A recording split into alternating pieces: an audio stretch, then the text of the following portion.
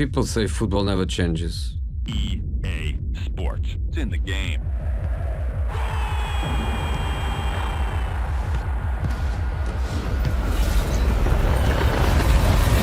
We see it differently.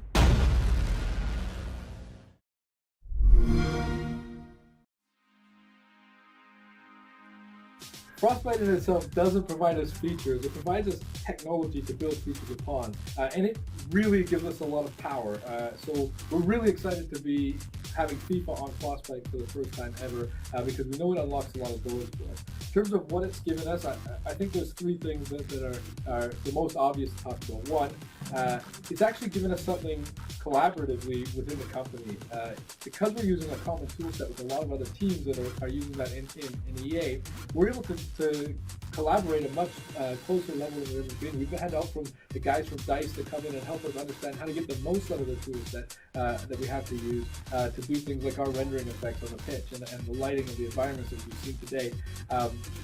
We've had help from our friends at BioWare, who are some of the best storytellers in the industry. They've come from a few years ago and sort of guided us through the process of how we're going to bring the journey to life, our new game mode that we're adding to FIFA 17.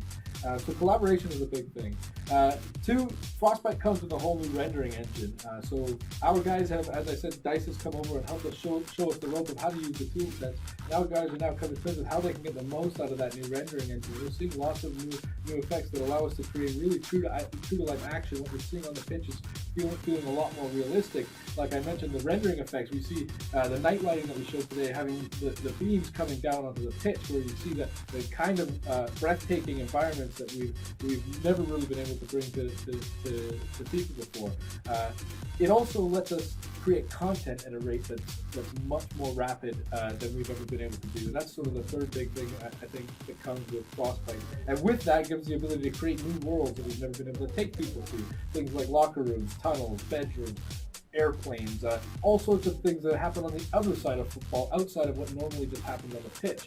And we've done a great job over the years of showing what happens on the pitch in FIFA, but this year we've been able to fly the gates open on a brand new mode, a single player cinematic narrative mode called The Journey, that takes us to whole new worlds that we've never been able to portray in what the life of a young professional trying to make a career for himself in the Premier League might be like.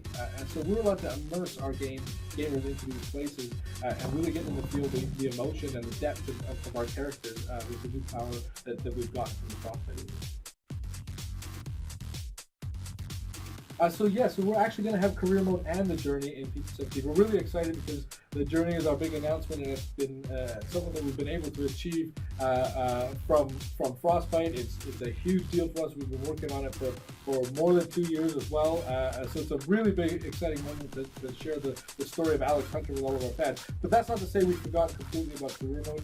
Unfortunately, at this stage, I can't tell you about the cool things we're doing in career mode, but come back to us later in the year before we ship the product in September, and we'll tell you all about what we're doing there. But the two modes are completely different and distinct, and we're excited to say we have both of them.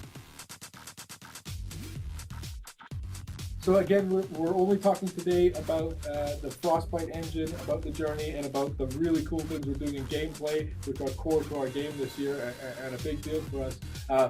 That's not to say we're not doing anything in Ultimate Team and online and other modes and areas. It's just we can't talk about it yet. So we will talk about it if you continue to come back to us as we lead up to September.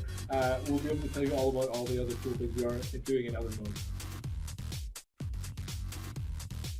Yeah, absolutely. So we've done a lot on gameplay this year. We talked a lot about the 4 pillars, rewriting set pieces, set piece overhaul, physical play overhaul, active intelligence systems that really changes the way positioning works and how runs are happening all over the pitch, and attacking techniques, which is new ways to control the game.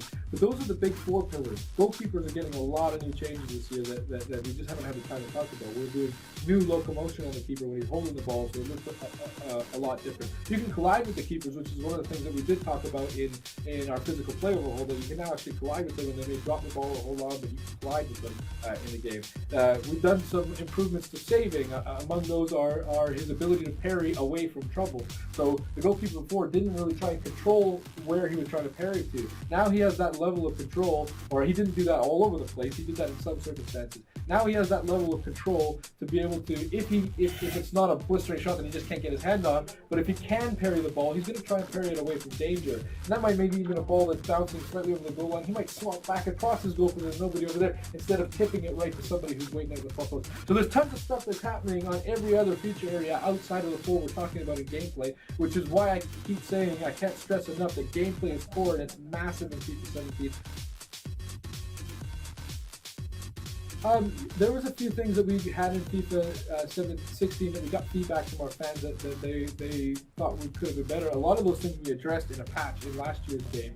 But one of the biggest things that we wanted to look at in FIFA 17 was the balance. Last year we made the game very, very tightly balanced, if anything maybe slightly in favor of defense. And we wanted to look at that balance for 17, and the idea is to try and bring that back into balance and maybe even slightly in favor of attack. And the reason for that is, especially at a competitive level in FIFA 16, when the players got very good, Football has changed.